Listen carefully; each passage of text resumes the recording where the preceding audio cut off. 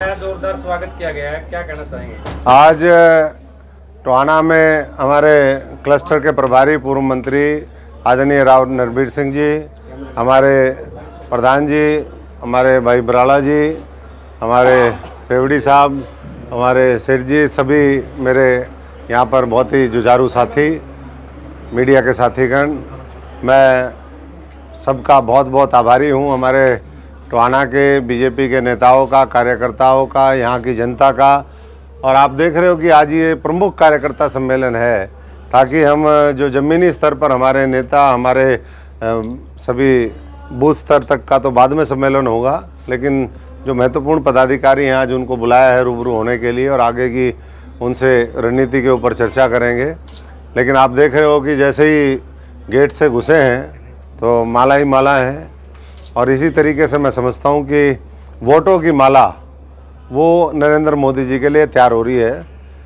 इस विधानसभा, इस लोकसभा से कितने लोग माला पहनाएंगे ये तो समय बताएगा, लेकिन मुझे पूरा यकीन है कि सिरसा संसदीय क्षेत्र के लोग रिकॉर्ड तोड़ेंगे इस बार और कई लाख वोटों की माला वो नरेंद्र मोदी जी को कमल के फूल के निशान के साथ वो पहुँचाने का काम करेंगे ताकि विकसित भारत का जो संकल्प है 2047 का विकसित भारत, उसमें कामयाबी मिल सके।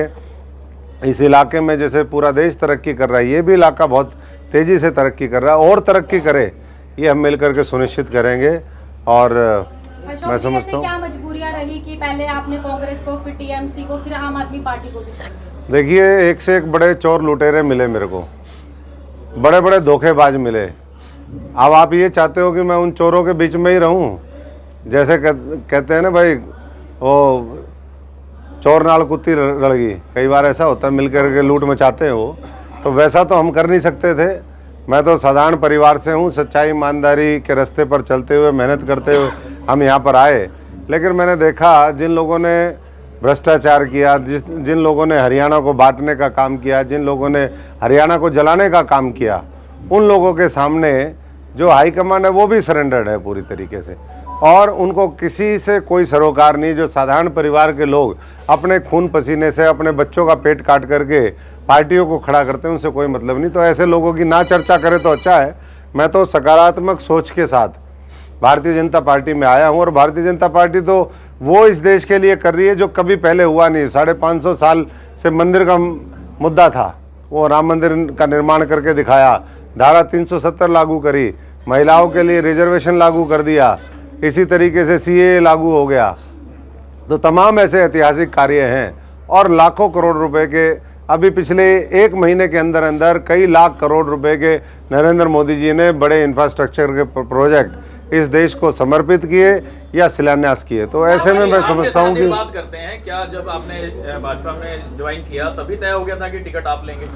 देखिए, ना तो मैं कोई डीलर हूँ और ना मैं इस तरह की हरकतें करता हूँ। मैं बहुत ही साधारण परिवार का हूँ और मैं समर्पण करके। आप कह रहे हैं भाजपा की लहर है, तो मैं नहीं कह रहा, देश कह रहा बदलना पड़ा फिर यहाँ पे। देश भारती में इतना भी वो नहीं रहा क्या कैलिबर? देखिए, ये पार्टी का शीर्ष नेतृत्व का फैसला होता है कि किसको क्या जिम्मेदारी दें, किसको क्या जिम्मेदारी दी है। मैं सब साथियों का, पूरे नेतृत्व का धन्यवाद करता हूं, पूरे टोहाना वासियों का करता हूं, सिरसा वासियों का करता हूं, यहाँ की जनता का करता हूं, जिन्होंने ये विश्वास हमें जताया और मैं उनके विश्वास पे खरा उतरूंगा। जैसे पहले उतरा था उससे और बढ़ चढ़ कर